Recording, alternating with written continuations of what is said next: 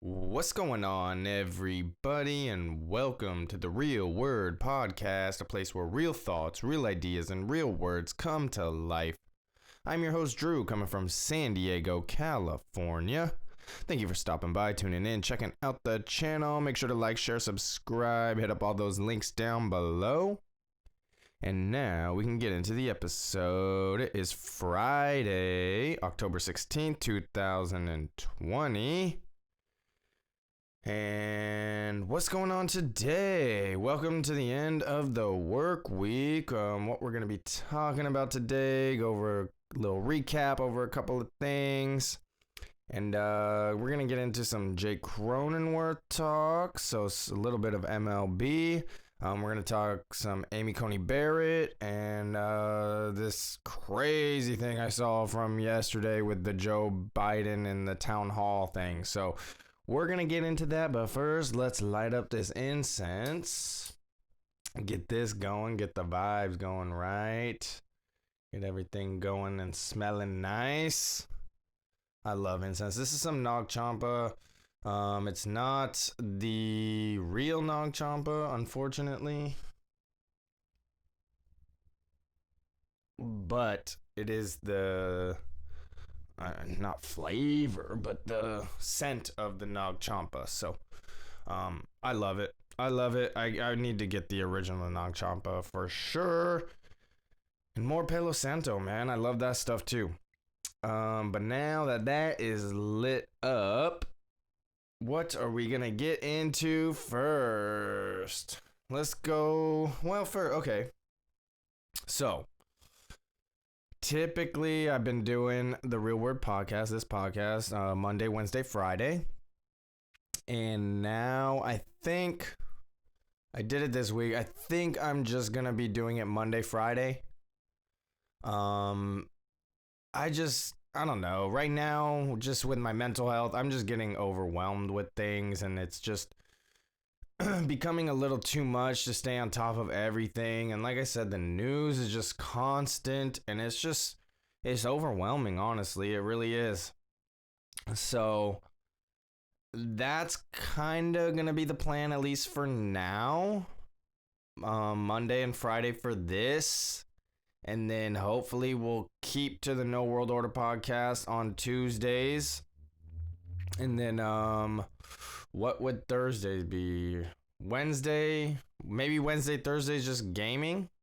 I'm not sure exactly what we're going to do, but figure it out. I kind of still want to keep content coming almost every day if possible, but right now, my mental health has kind of been struggling over the last, handful of days or so, last week, couple weeks, I don't know.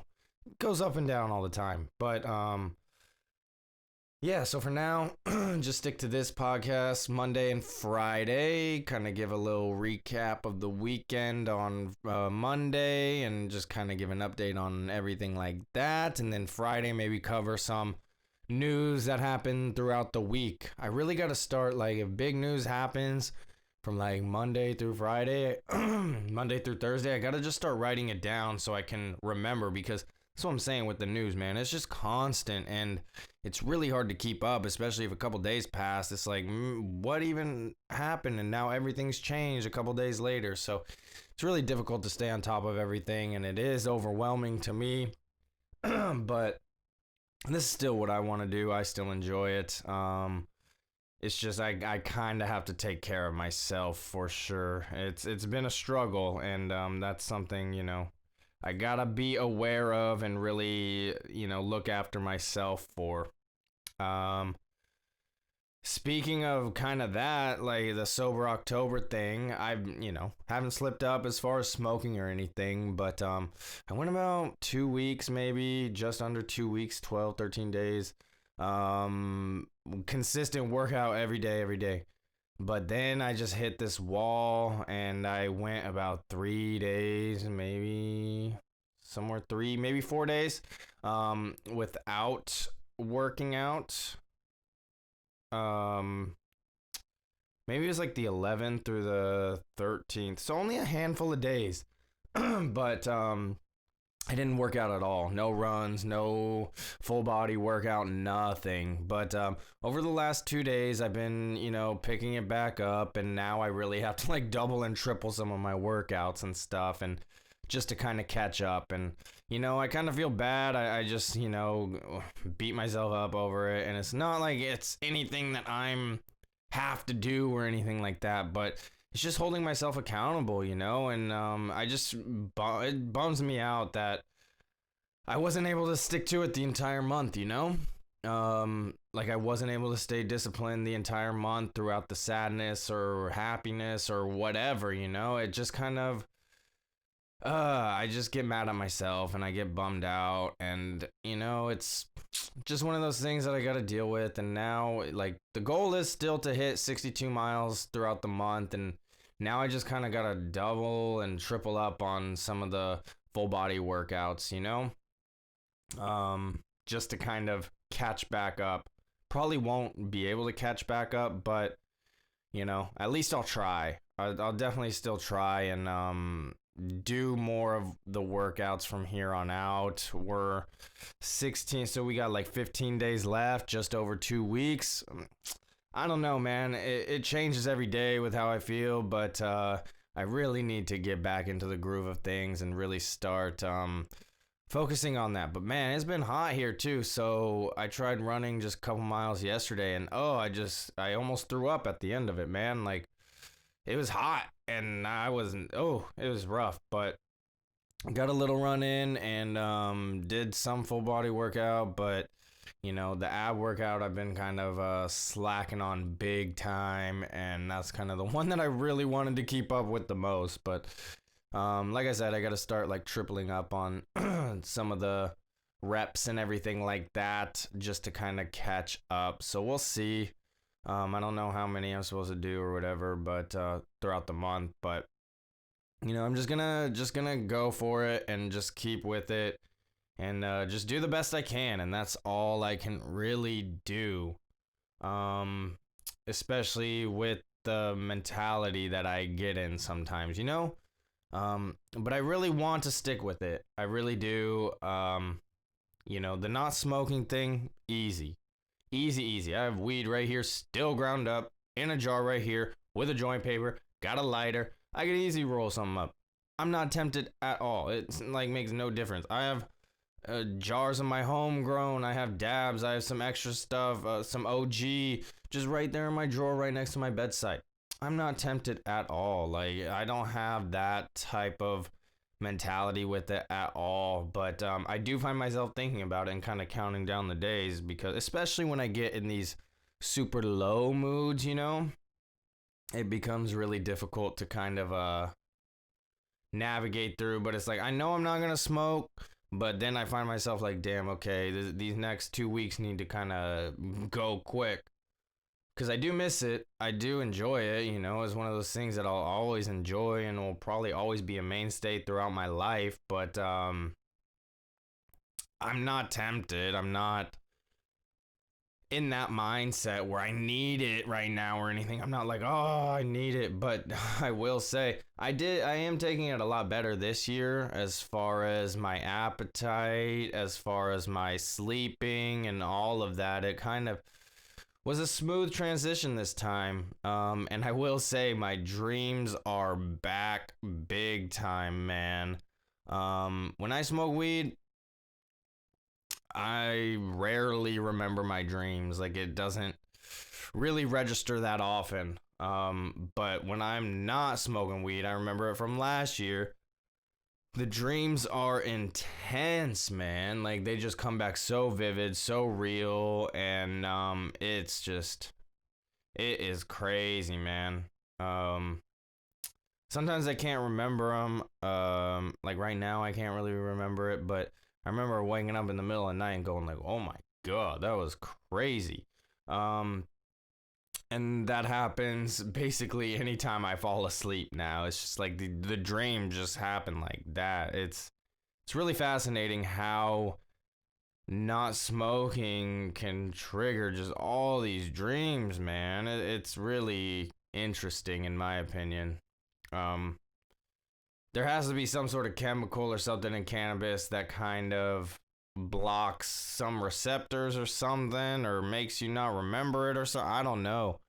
But I do remember from last year, the dreams were super intense, and this year they're getting right there again. Right around the 2 week mark, they started hitting really hard again. So it's pretty interesting stuff. But yeah, that's kind of where I'm at mentally. I'm doing okay. The last couple of weeks were a little tough. Last week and a half or so were a little tough. Not anything with the smoking weed or anything with the sober October. It's just me personally. I go through these ups and downs, and certain things will trigger something, and then I just get affected. I mean, the mouse, when we got the mouse and then it died the night, that really fucked me up for sure. That really messed me up. I still feel really bad about it. But I'm moving past that. But I'm telling you, that set me back big time for sure. That one hurt. That one hurt me. Just because I feel like we failed it, man. Tried so hard to like rescue it and do good and be good, but then we just neglected it basically and didn't get it enough nourishment and stuff, and it just died. So that still hurts, but I'm starting to move past it. I try not to think about it, because then it'll kind of get me, on a lower frequency, lower vibe and all that, and it's just tough. What else? So yesterday Zach came through for the first time in a while. He came by. He had his surgery or whatever, and he has not been able to like really walk or drive or like anything like that, or he has to be really cautious with it, or very limited with what he's able to do. So it was cool of him to finally get over here again, and we were able to do an episode of the No World Order podcast, and we went live on Instagram, and we had a good episode. I thought we talked about these like mythical creatures. We titled it Creatures of the Mind. It should be uploaded today around 3:30 p.m. audio only. And that's going to be the only way to check it out, because when we finished the Instagram, when we finished the hour, I don't know what happened, but Zach was doing something, and then the Instagram live just got deleted, so we couldn't upload it or anything. And that was a bummer, because it was a fun episode. It was a good one. We actually had some interaction with a couple people near the end who were in the comments and stuff, and it was fun. But that's why I record the audio, man, because who knows what's gonna happen, and that's kind of I was bummed, I was frustrated, but it's like, yeah, you know what, whatever. At least we have the audio. So check that out when it gets uploaded a little bit later on today. It was a fun one, man. We went over some hoodoo folk, some elves, some fairies, and then dragons. And then I think that was about it. And then next week we're gonna be talking about more of these mythical creatures of the mind. And we're going to kind of get into maybe Thunderbird and the Phoenix. We're going to get into like mermaids and sirens and trolls and all sorts of stuff, man. When I was doing some research on some of these mythical creatures, I was like, oh, dude, I forgot about that. Oh, I forgot about that. I forgot about that. So it's really interesting, man. It's fascinating stuff. Like, especially when you kind of find out the origins of some of these creatures and why they are there, and people believe in them and all of that stuff. It's really interesting. And a lot of similarities, especially between, the hoodoo folk, elves, and fairies. There's a lot of crossover between those three, and but there are distinguishable differences as well. So it was really interesting. Some come from like Iceland, some come from Germany, some come from all over. Some come from all over, you know, but I thought it was fascinating. Like I went into it just going like, I don't know, but I still am very skeptical. I'm skeptical about a lot. I question everything. I'm pretty open-minded, but if there's not proof, then it's like, I don't really know. You know what I mean? But I'm open to it. Like, I love this stuff. I love learning about this stuff. I think it's really interesting. Like I said, I'm skeptical, and I'm not saying I believe or don't believe, but I enjoy it for sure. Like, learning about this stuff, talking about this stuff, finding out history, why things are, why they are, and all of that. Like, it's just fun to me. It's really interesting. Um, so yeah, please go check out at the _ No World Order podcast on Instagram. Go give that a follow. Zach is usually the one interacting with everybody on that page. Every once in a while, I will jump on there as well and post something on the story or interact a little bit here or there. But typically it's Zach doing a lot of the interacting and posting. But go check that out at the _ No World Order podcast on Instagram. But the Instagram live that we did yesterday is not going to be there, so check out the audio only when it comes on YouTube later today. Please check that out. What else is going on? So last night, me and my dad kind of had to finish up some demo in the kitchen. Some demolition, because we're getting new cabinets today. Getting new cabinets installed today. So last night we kind of had to rip out the rest of our cabinets that we had and rip off our countertop and all that kind of stuff. I felt bad because we went kind of late, like 9 o'clock. We were still hammering away and stuff, and I just felt bad for the neighbors and stuff.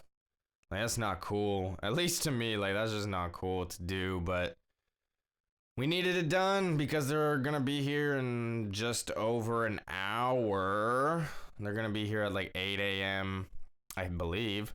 And getting those new cabinets, I'm excited about that. It'll be really nice. It'll be nice. I'm excited about it. So yeah, I kind of busted on my finger a little bit last night. This would not stop bleeding at one point. So that kind of sucked, and yeah, I got my hands all kind of scraped up and stuff, but it was good stuff. At least I felt good putting in a little work and, getting some of it done and taken care of and not just leaving it all to my dad. Like, I was actually in there helping hands-on as well, so it was good, and I'm excited to get these new cabinets installed and basically get a brand new kitchen. At least it'll look like a brand new kitchen. I'm excited about that for sure.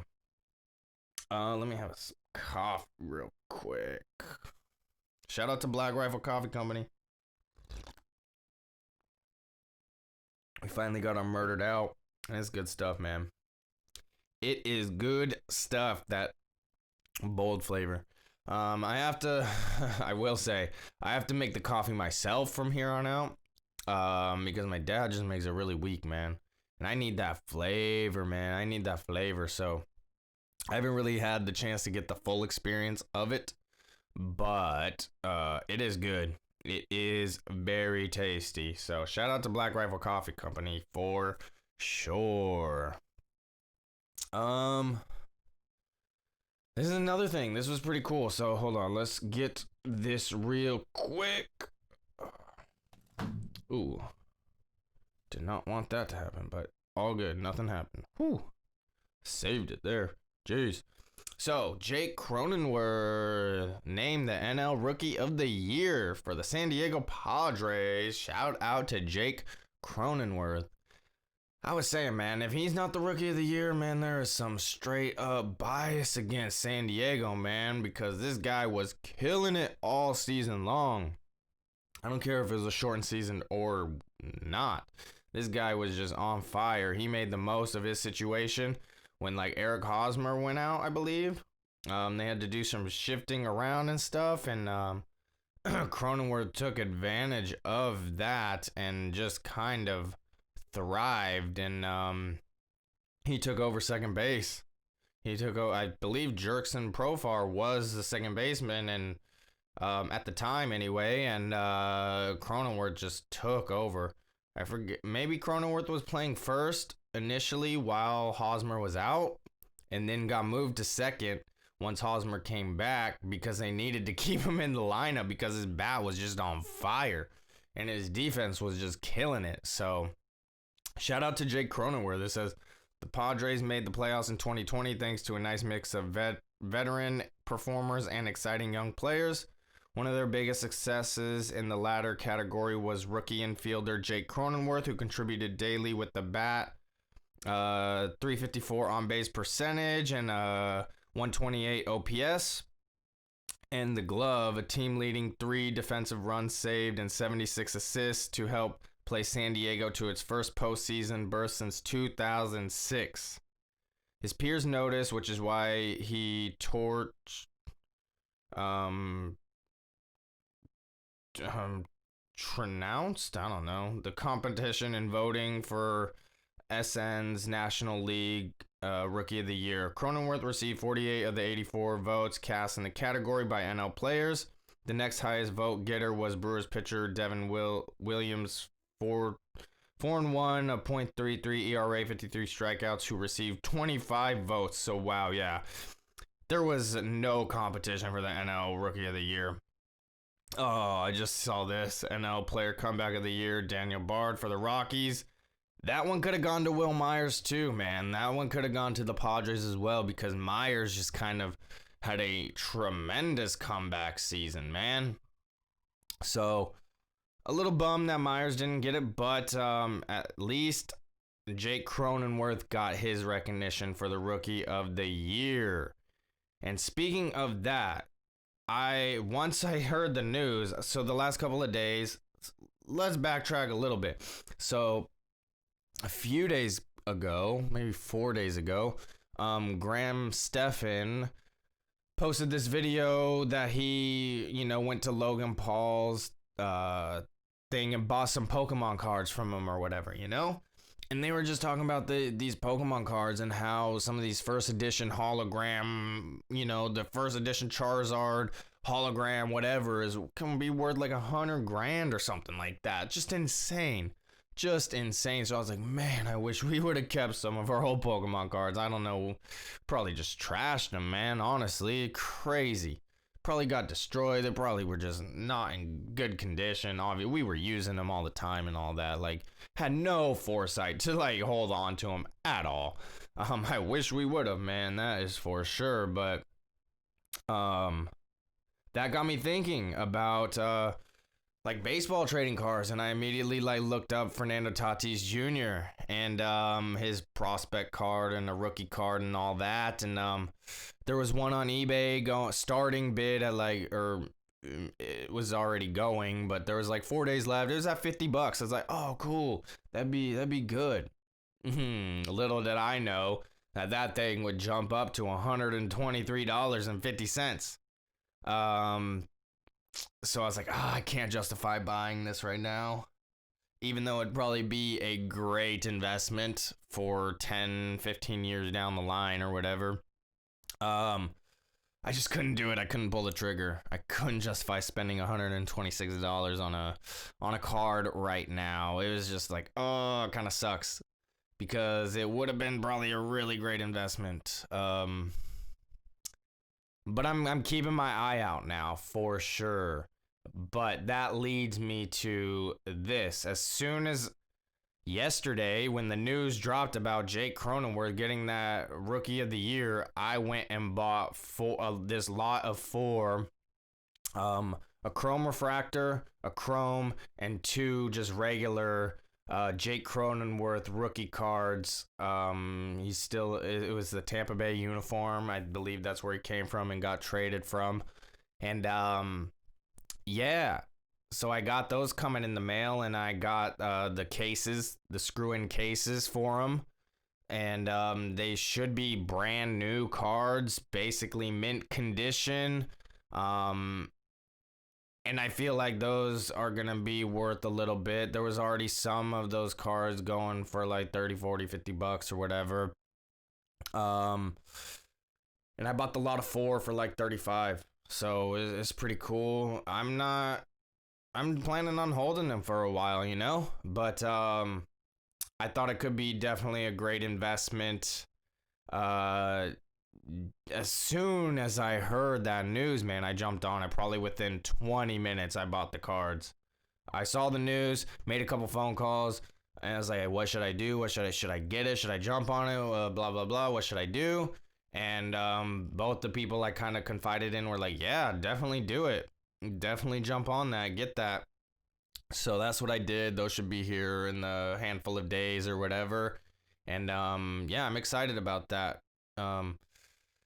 Man, my interests just are all over the place. They kind of just change, and you know, it's really interesting. Like, I've never been into trading cards, baseball cards, or anything like that. Kind of growing up a little bit here and there, but it wasn't a thing that I thought could be like an investment or whatever. And again, I wish we would have thought of it like that back in the day, but yeah, it's just I find it, especially with this Padres group, man, it's a special team. They got some real talent on the team. So, you know, just kind of looking out for those cards and, you know, maybe just start acquiring some of this team's rookie cards, prospect cards and stuff. And we'll see where it goes. I am interested in it, though. Like I said, especially with this Padres team, they are a really good team, and if they continue going to the playoffs and actually win a ring, man, whoo, I think these cars that I acquire will be worth something, man. So could be a great investment. I thought it was pretty cool though to kind of get the 4 cards of the National League Rookie of the Year. It's a pretty big deal in my opinion. Not everybody gets it, obviously, so pretty big deal, and yeah, I'm excited about it. A chrome refractor, a chrome, and then the 2 just regular cards. I'm excited about it. And it's his rookie card, not his prospect card, so could be worth a little less. I don't know, but I'm still excited about it. And, you know, if we have the chance, I don't know. Yeah, if we have the chance, I think we're trying to maybe go to spring training next season in Peoria. Maybe I can get some of these cards signed, you know? I don't know. I don't know if that devalues them or adds value to them. I don't know. I'd have to do a little bit of research in it, but I just, it's all interesting, man. It's interesting, and you have to kind of look at it kind of as an investment, and I just think it's really cool. Really cool for the Padres. Really cool for Jake Cronenworth. And it just kind of leads me to say, man, they better not bust this team up, man. They better not start trading players away. If they trade away the National League Rookie of the Year, man, oh, that'd be awful. Because I was thinking about it yesterday. I was talking with my mom. We went out to dinner because she's going on a little vacation or whatever. So we had to get in a little dinner since I kind of fucked up on Sunday or whatever when I was supposed to go have lunch with her at her house, and that was supposed to be like our time seeing each other before she left, and it just didn't go well because of me, I guess. I don't know. I don't feel like I did anything wrong. I was in a bad mood. I was really down that day, and I told her why and all that, but then we just got into it and stuff. But luckily, we kind of smoothed things over and went to dinner with her yesterday, and I was just going over the infield. I was like, man, you have Manny Machado at third, Fernando Tatis at shortstop, Jake Cronenworth at second, and Eric Hosmer at first. Like, that is just a beast of an infield right there, man. Like, is there a better infield in baseball? I don't know, man. Like, all of those players are just really good, man. So I would hate for them to start just trading players away. I don't think they will. You know, Manny's here on that 10-year deal, like 2 years in, so he has like 8 more seasons left. Hosmer, I believe, has at least a handful more of years. Tatis is under the 4-year control of the Padres. Hopefully they get him to a long-term extension and sign him. I know they're supposed to have talks in this offseason about that, but I guess there's not real urgency about getting that done. But yeah, if they don't sign him, man, there's something wrong for sure. And then yeah, you gotta keep Cronenworth there too. He rookie of the year and was just killing it last season. So and then so Hosmer, and they brought in Austin Nola, which he was doing really good at catching. If the pitchers can stay healthy, I did hear some good news about Dinelson Lamet and Mike Clevenger. It sounds like neither one of them are going to need surgery. So it sounds like they can be on the road to recovery and getting things going here in the next few weeks once they heal up all the way and can start, just rehabbing and stuff. So that was good news. But as long as they get their starting pitching smoothed out and, that like on paper, Dinelson Lamet, Mike Clevenger, Chris Paddock, Zach Davies, and then you still kind of need that fifth. So do you develop one of these young guys, or do you bring in like a Trevor Bauer, who's been very active on social media, kind of teasing all the teams? Like, oh, looks like this team needs some starting pitching, and then gives like the big eye emojis, and Padres look like they need another arm, and then it's been funny because Mike Clevenger and him have been interacting. Trevor Rosenthal has been interacting with them, so looks like there could be a little pitch and play for the Padres to get at least another big arm, and if that happens, man, that'd be a solid starting pitching lineup. I would be really happy with that. But you never know. And then you have Will Myers out there in right, who really performed well this last season. And if he can continue that, keep him out there, man. I know there's been a lot of talks for the last handful of years about offloading his contract, trading Will Myers, and all of that. But, man, if he keeps producing like he did last season and only gets better, then why would you get rid of him? And then you have Trent Grisham, who struggled off and on throughout the season, but if he works on some things and, continues to develop, he'll be really good as well. Then you have Tommy Pham out in left. And, man, there was a scary situation. He went to, like, a strip club in the San Diego area, the local area. And from my understanding, he was, like, leaving. There was people fighting near his car. He asked them to, like, get out of the way or something like that so he can leave. And dude gets stabbed, man. Like, Tommy Pham got stabbed. And there's this video of some altercation happening, and Tommy Pham walks into frame, and you could see his back. He was wearing a white shirt, and his back is all bloody. Like, the shirt is all blood soaked and all that. Pretty crazy, pretty intense situation. Luckily, he's okay. He went into surgery, whatever, got taken care of in the hospital, and should be, having a full recovery here in the next handful of weeks. But, yeah, there's something, I guess, that he has some eye problems as well. But, and he was injured last season with his hand. So, that could be a little bit of a problem going forward, but,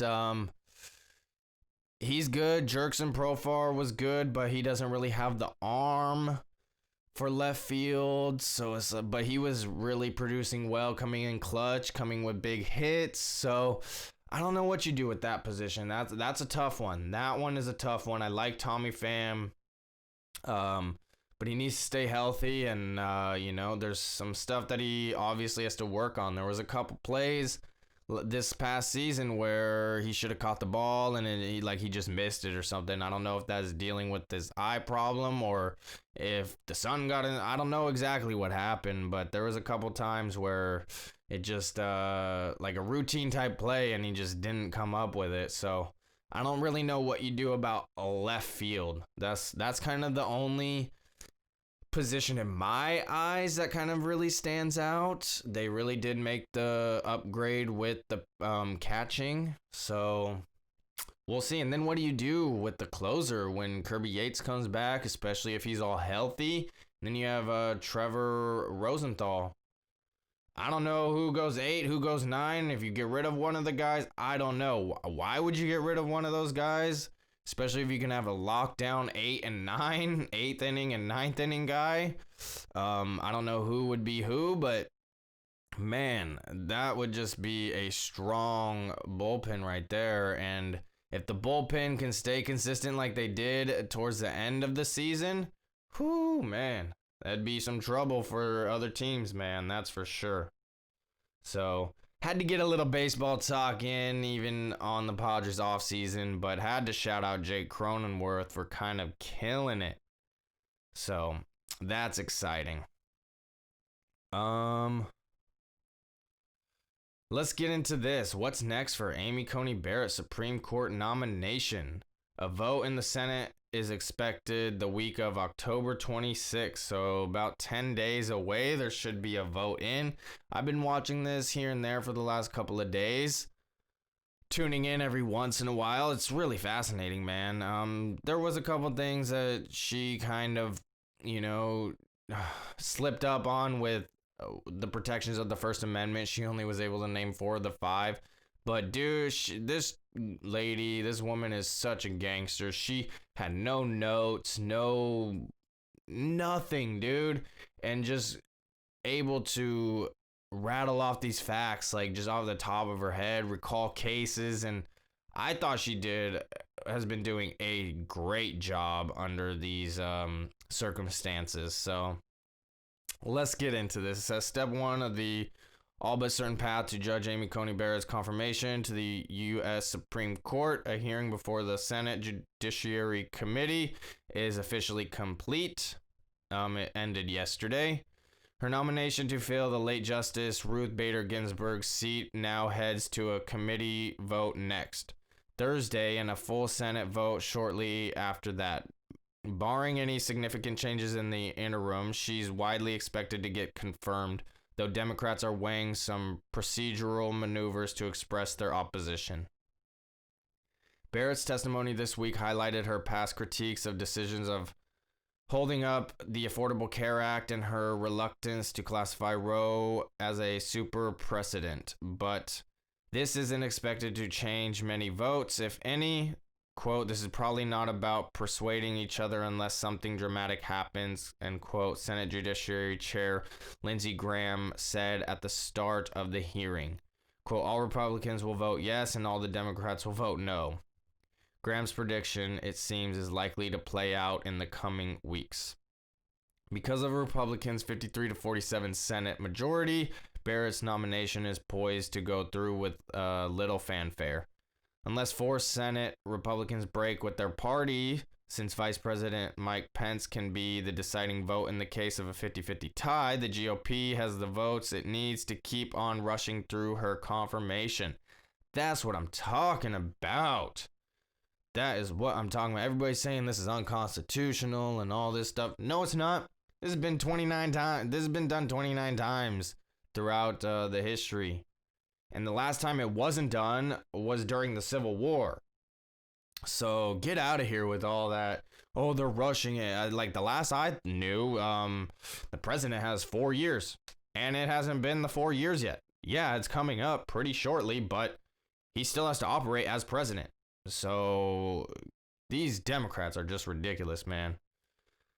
They are just ridiculous, and they just lie, man. They just lie. I heard Cory Booker said that Donald Trump has yet to denounce white supremacy, even though there's video of him denouncing white supremacy, and he did it at the town hall last night. So finally, once and for all, he finally denounces white supremacy, even though he's done it since 2016, 2015. Just a joke, man. Straight up joke. And then you got Biden saying he said to inject bleach. Like, are you fucking kidding me? How can these guys just straight up lie?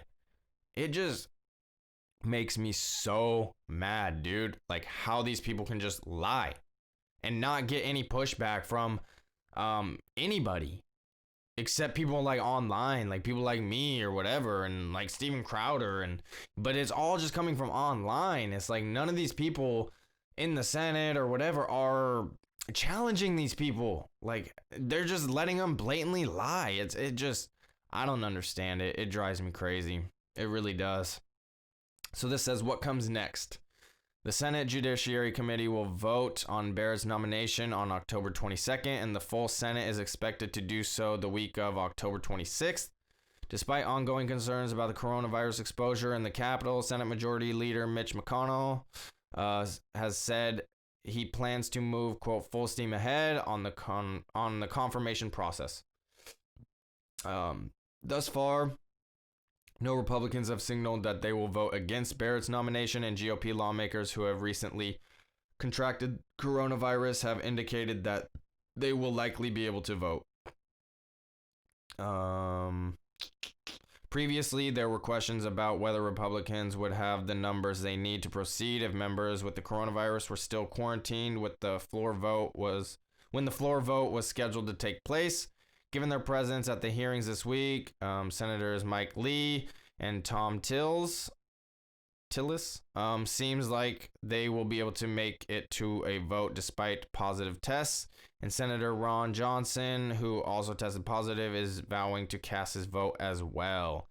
Barrett's vote could ultimately wind up breaking roughly along party lines. In the days after Ginsburg's deaths, Senators Susan Collins and Lisa Murkowski said they oppose holding a vote before the election, and Collins has said she will vote against the nominee because of the timing. No other Republican senators have said that they would oppose the timing of the vote or the nomination itself, suggesting that even if the two of them defect from the conference, the GOP will still have a 51-person majority to confirm Barrett. Democrats, meanwhile, have a limited set of procedural tools available to complicate the process. Senate Minority Leader Chuck Schumer said that Democrats will try to use their limited options to oppose the next steps in Barrett's confirmation. In both the upcoming committee vote and the floor vote, Democrats are able to withhold a quorum or the required number of members needed for business to proceed, though they won't be able to halt the nomination altogether. Quote, we will talk about when the actual vote occurs in the committee on the floor. Democrats will not supply the quorum, period, Schumer said last Sunday. In the Judiciary Committee, for example, at least two members of the minority party must be present, along with the majority of the 22-person panel, for votes on nominees to take place. It's possible that Democrats just won't attend next Thursday's vote and provide the two members needed for the committee business. If Democrats don't show up, however, Republicans could also disregard these rules and move ahead anyway. So what's the point? Senator Lindsey Graham has effectively done this in the past in trying to advance immigration legislation. So this just goes on, but yeah, that's kind of a brief rundown of kind of what's happening, what's going on. A lot of just politics, man. A lot of politics, and it's really interesting. We are in a very interesting time right now. This is definitely an important election. I will just say get out and vote for sure. I have my ballot. I'm not voting for the two parties, though. I'm not voting for a Republican or Democrat, that's for sure. Not voting Trump, not voting Biden. I'm voting for the other Joe Jorgensen, Libertarian Party all the way. Both Biden and Trump held a town hall last night, and then kind of right after those ended, Joe Jorgensen got on social media and held a kind of town hall herself, and just to hear the difference in the articulation and education and all of that between the three, she is clearly the best candidate for America. She appeals to both Republicans and Democrats for sure. That's kind of why I fuck with it, man. Like, my brother has called me the most liberal conservative, and that's like truly how I feel. Like, I feel like a lot of more conservative values have come through over the last year or so, but yeah, like there I still believe in like freedom for people, you know what I mean? As far as like gay rights, gay marriage, and like legalizing drugs, and school choice, and like just freedom for people, man. Like we should be able to make the choice for us. Like as people, we should make the choice for us. So that's more where she aligns, and she believes in having a strong military, but not having them occupy the rest of the world and other countries and invading other countries and stuff. She believes in protecting our borders and having a strong military here and not going out there for these wars. And also, she was talking about like demilitarizing the police because they just get a ton of military style weapons, tanks, all this stuff. And of course, the police is gonna take up on that offer because why not? But she was saying we need to stop that because that just causes more of an escalation and us versus them type mentality. And I 100% agree with that. We do need police. Not all cops are bad, but there does need to be some sort of reform and something needs to happen. But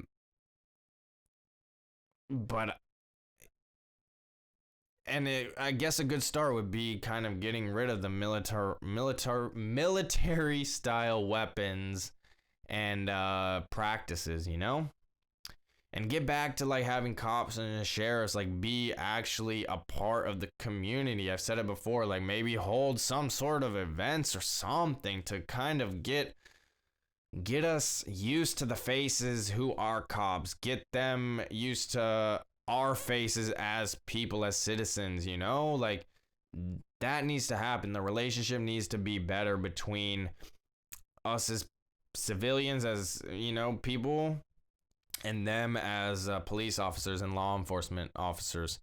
There needs to be more of that community, man. Like people need to recognize each other, and there would be less of these violent crimes, violent altercations with cops if you didn't feel nervous about a cop pulling up behind you, It's like, I know I don't do anything wrong and I still feel nervous about a cop trailing me, man. Like I hate it. It's still so uncomfortable. So, I don't know. That's just that fear that they kind of have instilled in us, and that's not okay. It really isn't. But I don't know. But that's my thing. I'm not saying who to vote for. I'm just saying if you want real change, if you really want things to change, then vote third party, libertarian, Joe Jorgensen, woman for president. Like, how can you go wrong? She's been doing it for a long time. I believe she said she went up for the vice president nomination in 1996. So she's been doing this, man. She's been about this, and it's awesome. So I find it really frustrating. She's on all 50 ballots, but getting basically shut out from the mainstream media and not involved in any of these like publicized town halls, debates, or anything like that, which is really frustrating. It's not cool, especially when last election season, they were like, oh my gosh, Hillary, must stand with her just because she's a woman and all this stuff. There was just a ton of coverage on it. And now there's like just a blackout on her, and that's not okay. That's not cool at all. I will say this kind of stood out during the Biden town hall. ABC News 10 here in San Diego. Let's see what I said. It said, let me find I screenshotted it real quick, so I gotta find it. It says, in ABC town hall, Democratic presidential nominee Joe Biden leaves open possibility of mandating a coronavirus vaccine nationally if elected based on vaccine's efficiency. Dude, and I tweeted out, this is scary as fuck. Mandatory vaccine Get the fuck out of here. This is why we need guns. Nobody's gonna get me with the vaccine. Insane. Yeah, and that is how I feel.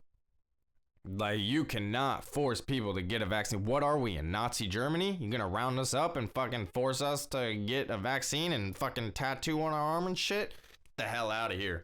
The fuck? And they're gonna call, oh man, that shit is crazy. I can't believe he said that. And I have kind of an article that where it says he kind of was talking about that. Let's just get into this quick article. It should only take like a couple minutes and I'll get on out of here. Democratic presidential nominee Joe Biden on Thursday night said that once scientists say there is a safe and effective coronavirus vaccine, he will, quote, take it and encourage people to take it. Biden fielded multiple questions about the coronavirus pandemic during an ABC News town hall in Philadelphia. He desired President Trump, or he derided, I don't know what that means, President Trump for saying, quote, this crazy stuff he's walking away from now. Inject bleach in your arm and that's going to work. I'm not being facetious, though. He actually said those things. No, he didn't. You are being facetious when you say those things because he definitely did not say that shit. Not at all. He did not say inject bleach. He said, isn't there something, he was talking to a doctor, is there something we can do, like maybe inject some disinfectants or something like that? He definitely did not say inject bleach. And that's the Democrats for you. They just put words in people's mouths and fucking lie. It's bullshit. Fucking crazy. Like, it really pisses me off when they just lie and get away with these things. And the moderator just went along with it. Didn't fact check him or nothing. Crazy. Crazy, man. I don't get it. Biden said he regularly meets with scientists working on the vaccine and he praises their research regarding a vaccine mandate. Biden said, quote, it depends on the state of the nature of the vaccine when it comes out and how it's being distributed. But I think that we should be talking about, depending on the continuation of the spread of the virus, we should be thinking about making it mandatory. Wow. Wow. That's insane, dude. That's just insane. I just can't believe that. How unconstitutional is that? Like, you are not injecting me with no goddamn vaccine. Like, I don't care. No, not happening. Like, we have rights. Get the fuck out of here. Moderator George Stephanopoulos asked Biden why he didn't tell people to wear masks during the early days of the pandemic in January and February, and Biden responded that he urged people to don face coverings in March once the practice was recommended by scientists like Dr. Anthony Fauci, the nation's top infectious disease expert. Yeah, because there was a lot of back and forth on initially what to do, what is good, what's not. So, but yet they're going to blame Trump for doing everything wrong, even though the experts were confused. They said not to wear a mask, and then they said wear a mask, and it's just all bullshit. Quote, what we should be doing now, there should be a national standard, Biden said. Again, what the fuck is up with him trying to make everything a mandatory thing and a national standard? Like, no, we have rights here in America. We should make those decisions as people for ourselves. Crazy, man. This dude is losing it. Quote, remember what the president said to the governors? Well, they're on their own. It's not my responsibility. The governors can do what they need to do. Not my responsibility. It is a presidential responsibility to lead, and he didn't do that. No, he is doing that for sure. So that's kind of all I wanted to get to right there. Dude, I just don't understand how they can just lie. And then I haven't really looked into this Hunter Biden story really, and I don't know if the pictures coming out are photoshopped or not of Hunter Biden with like a crack or meth pipe or whatever. I don't know if it's photoshopped. I don't know. I know like social media platforms like Twitter have been censoring that story from going around, which is not okay. But again, that's a story that I haven't really dove into very deeply. I've just been kind of seeing it pop up over the last 2 days or whatever, and interesting stuff. And then of course, he's not gonna get that question. Biden's not gonna get that question on the town hall. Sounds like he just got all easy softball questions, and then he says he's gonna open to mandatory vaccines, and man, it's just crazy. We are living in a crazy time, so I will definitely say vote. Definitely, I'm not gonna say who to vote for, but I cannot vote for the Democratic Party, who is known to, start the KKK. Biden was friends with and a mentor from Robert Byrd, who was a KKK leader. Eulogized him at his funeral. Said if we integrate schools, it'll be like a racial jungle. Just terrible things, man. He has in the 94 crime bill that he wrote or helped write that locked up a ton of minorities and black people. But yet they're going to call Donald Trump a racist. It makes no sense. I could not support Biden. If the third party wasn't there, I'd probably vote for Trump, but I can't do that. I know people say Trump isn't a Republican, conservative, or whatever, but he's still running under that party ticket. And I'll say he has spent a ton of money, and the deficit has gone up a lot as well. Yeah, he cut taxes and got us more money, but that doesn't matter if the deficit continues rising, because eventually we're going to need to raise taxes again to kind of offset the debt. So I'm not okay with, I'm not saying Trump is great, you know what I mean? But Biden is fucking awful. And he's been in politics for 47 years and hasn't done shit good, in my opinion. Just a lot of the things I'm seeing is just negative. So I'm sure there's been a couple of good things throughout there, but I'm being a little facetious when I say that, but a lot of the stuff I'm seeing is just awful stuff, man. Not cool. So, but again, yeah. So if Trump wasn't a Republican and was the third party, I'd probably vote for him, but I just can't do it. And again, he's still holding on to a lot of these socialist programs that we have, and it's I wouldn't say it's status quo, but it's almost status quo, so a little frustrating how people kind of don't necessarily see it, and they just love Trump and basically suck his dick at any point. They just love it no matter what he does, and I'm not for it. I'll point out the good, I'll point out the bad, and that's why I can't vote for either one of those guys. But that there is a third party, and Joe Jorgensen is the one who is going to be getting my vote whenever the ballots open up. I think it's at the end of the month, or when the polling stations open up. I'm not mailing my shit in. Definitely go drop it off. So whenever that is able to happen, that is what I'm gonna do. And yeah, I gotta fill out my ballot, that's for sure. Interesting stuff, though. Interesting stuff. But I think that is gonna do it for me today. I gotta go in and kind of get ready for the cabinet people to get here. And yeah, that is about it. I appreciate you if you're still listening. Again, make sure to like, share, and subscribe. Have a great weekend, everybody. And until next time, peace.